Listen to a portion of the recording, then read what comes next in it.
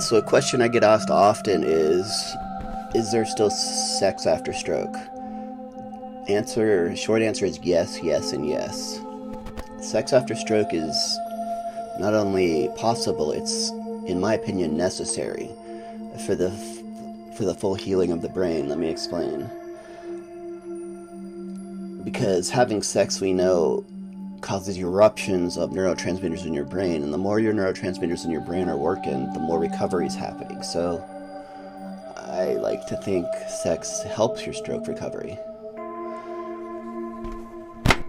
Another crazy aspect that is going to affect your sex after stroke is the medication that we take. I take antidepressants and anti-anxiety medications, anticonvulsants, because my stroke caused all those issues. Excuse me. So what I've found is all of those medications have a side effect of delayed orgasm, which I didn't know that in the beginning, and then when I realized it was delaying 45 minutes to an hour, finally I'm going, this is ridiculous, man, what is going on? And finally I asked my doctor about it, and he's like, yeah, that's totally one of the side effects, you're gonna have to just deal with it.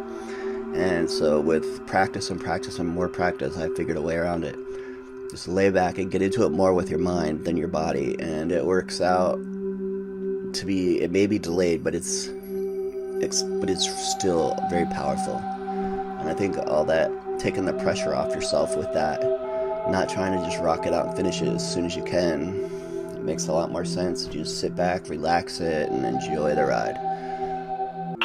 So body positioning is going to be another effect on your sex life. If you're used to being on top all the time, as the person who had the stroke, it's not as easy anymore, because you can't rock that push-up position anymore, because obviously one arm is weaker than the other.